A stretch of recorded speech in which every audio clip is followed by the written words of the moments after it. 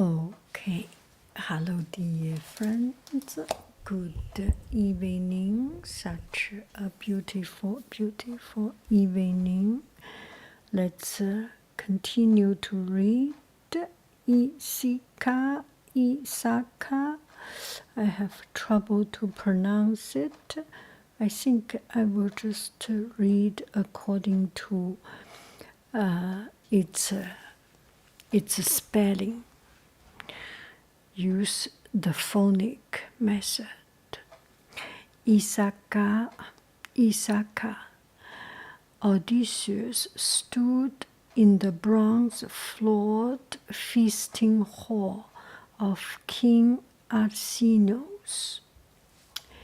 He looked at the king, the princess, and the old blind storyteller. There was a long silence, broken at last by King Alcinous.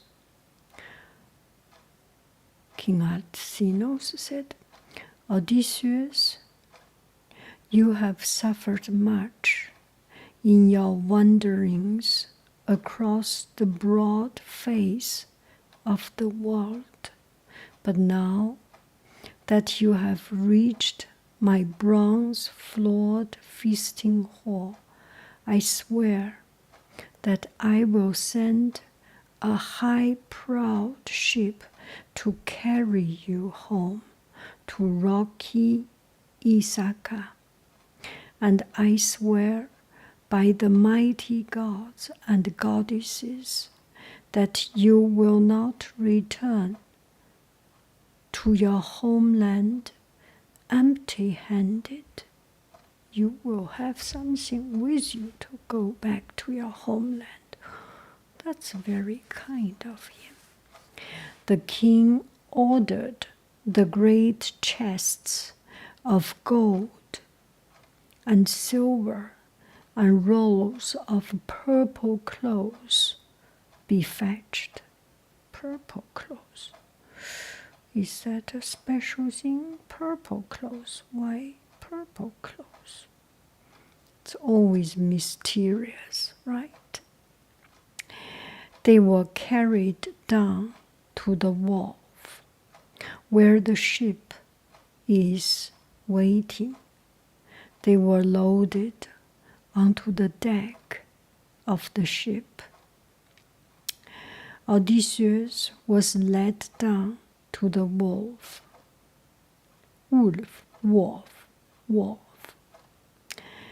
As he walked across the gunplank towards the deck, he felt a hand tugging at his cloak. He turned and saw Princess Nausicaa. "Odysseus," she said, "it is to me above all others that you owe your life. You will not forget me, will you?" Odysseus smiled. "Princess," he said, "if by the grace of the mighty gods and goddesses I set foot once again on the shore of my beloved Ithaca, I swear that I will remember you for as long as I draw breath." Oh. He stepped onto the deck, and the sails were raised.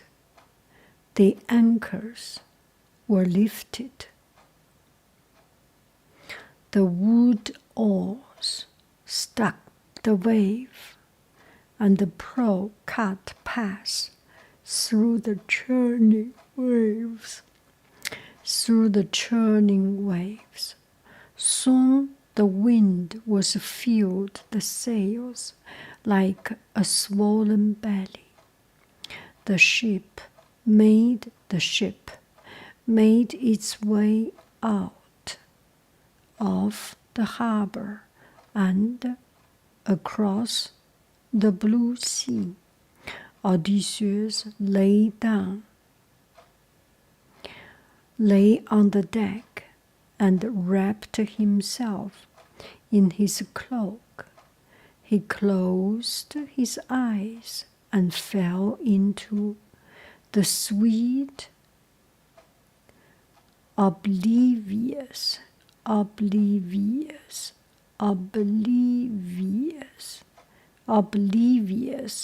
palm of sleep.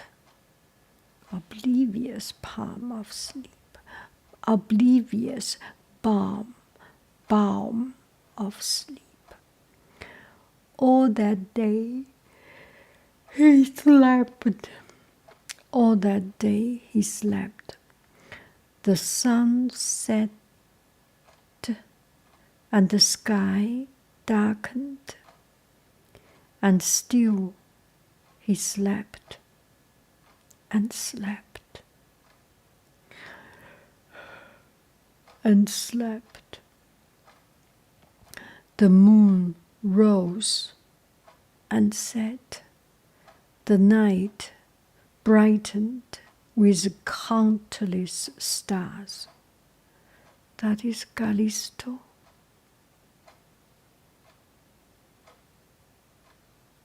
Osa major, Osa junior,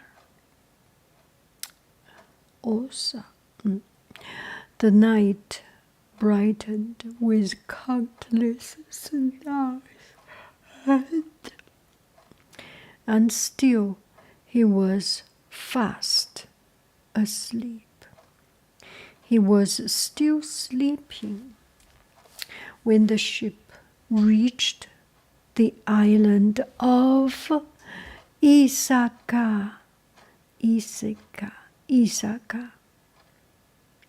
The sailors lifted him tenderly in their arms, and they waded ashore.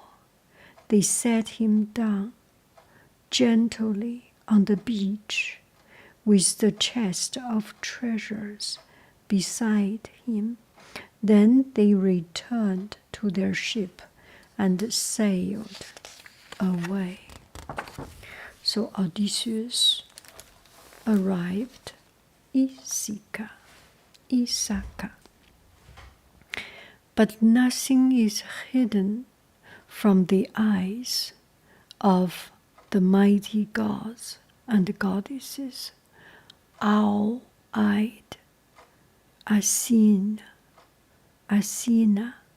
the goddess of war and wisdom, was fond of Odysseus. He had been one of the bravest and shrewdest of the Greek warriors in the Trojan War. The wooden horse that had brought down the city wall had been his idea, Odysseus' idea. What if one of the wretched suitors found him sleeping on the beach? His throat would be slit before he could open his eyes. Surely he deserved better than that. With a gesture of her hand, the goddess covered the island with a wide, swirling mist. Then she strapped on her sandal of burnished gold, seized her spear, and flashed down out of the sky until she was standing just a short distance from where Odysseus was sleeping. the sun rose, and Athena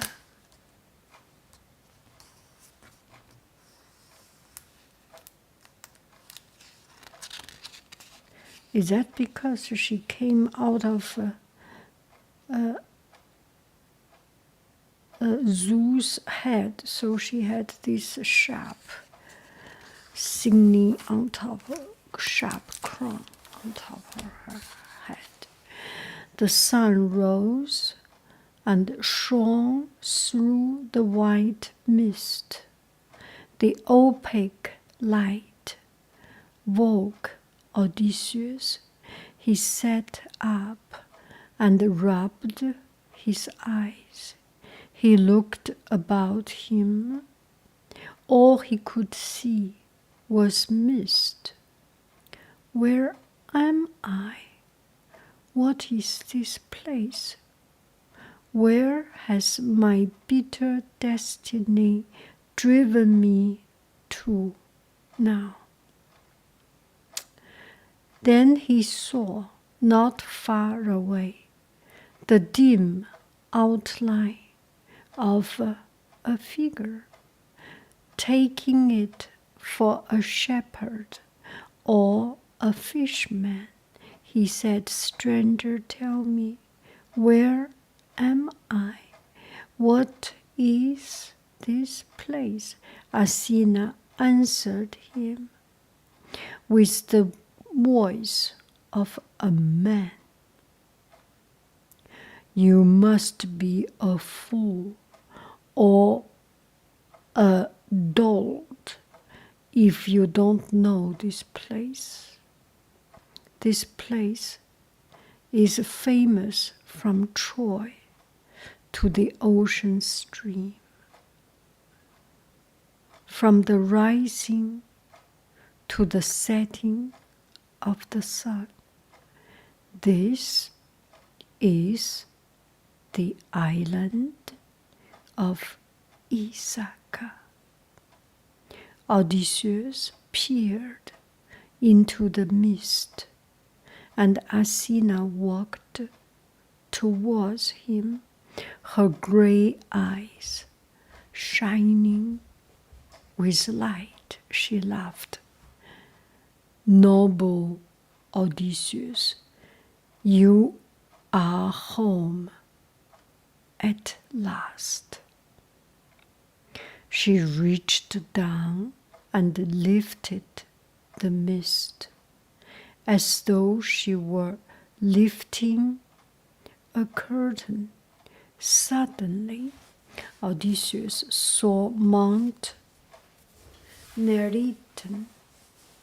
He saw the overhanging rocks, the hills, the terraced field, the cliff, and the beaches of his native land, his own homeland. He threw himself down onto the ground and kissed the nourishing earth. Athena shook his shoulder. "Odysseus," he said, "there is no time to be wasted.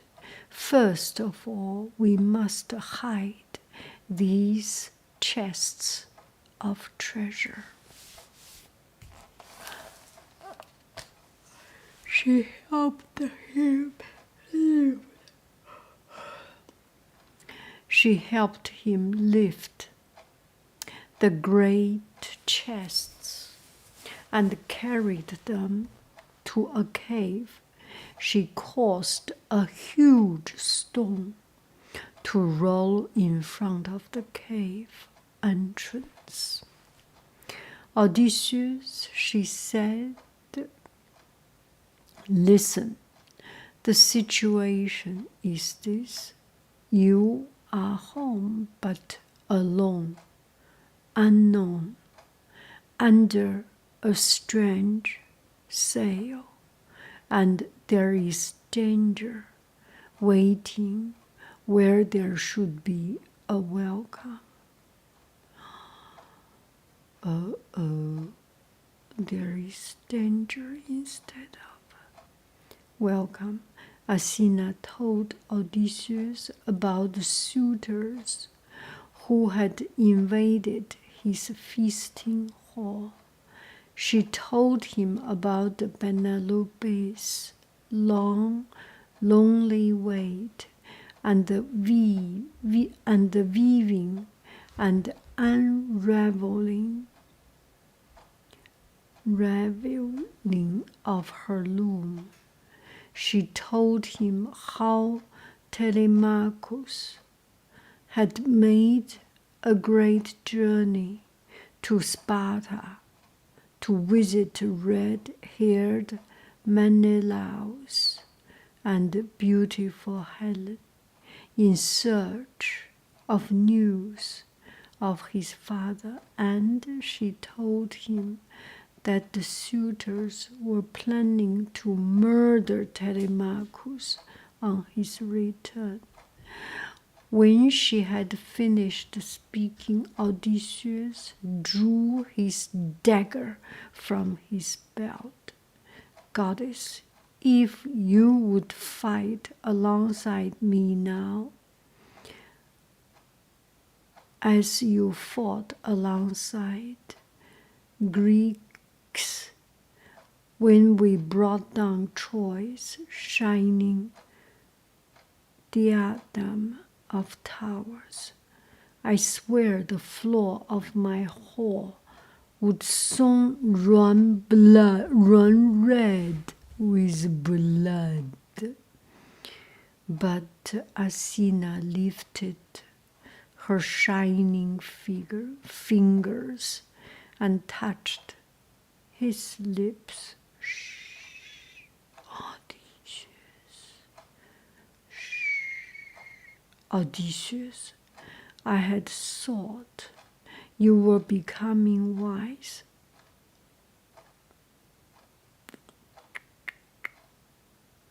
There is no time for acts of daring folly.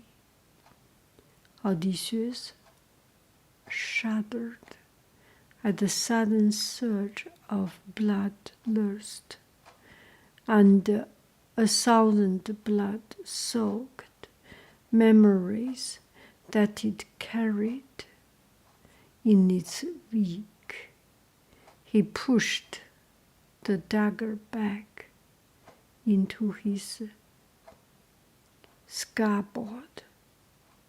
Athena smiled fondly. Odysseus, you must go as an old man now.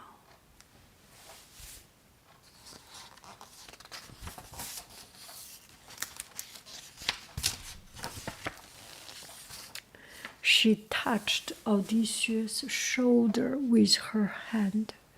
As she touched him, his shoulders stooped.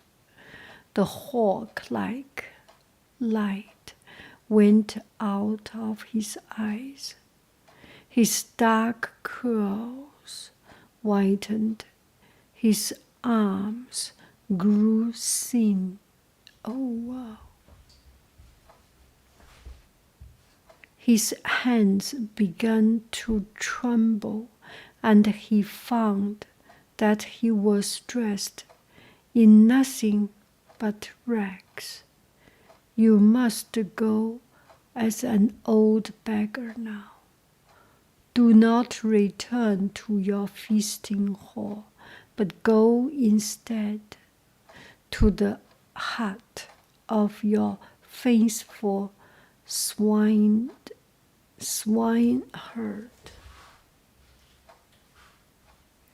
Eomachus,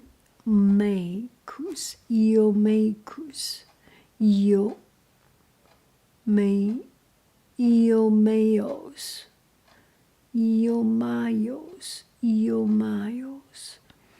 Do not reveal yourself to him, but listen, and you will learn much. Odysseus nodded.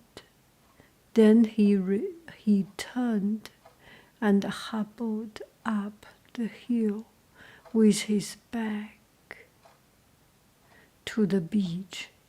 Athena stood and watched him for a while. Then she turned on her heel, and swift as thought, she flashed across the sea to Sparta. She made her way to the palace of red-haired Menelaus and beautiful Helen. She entered the bedchamber where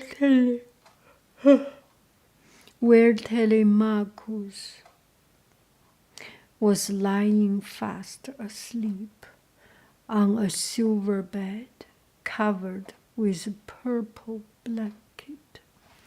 She coughed discreetly. Telemachus woke with the little hairs on the back of his neck prickling. He knew he was in the presence of one of the mighty gods and goddesses. Telemachus. He opened his eyes and gasped. Athena was standing, shimmering, behind his bed. Telemachus, the time has come for you to go home. Your mother Penelope has been discovered by the suitors unraveling the shroud on her loom by moonlight. She has been forced to finish it. Now she must choose a new husband. You must go home, but be careful.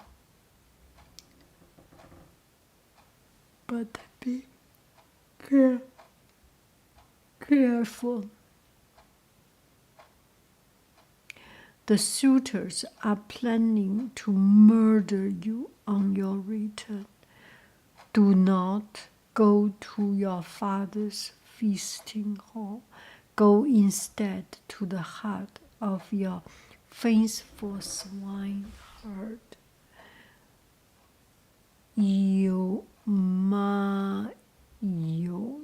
Eumaeus. Suddenly the goddess was gone. Telemachus was filled with spirit and awe. He prepared for his journey home right away.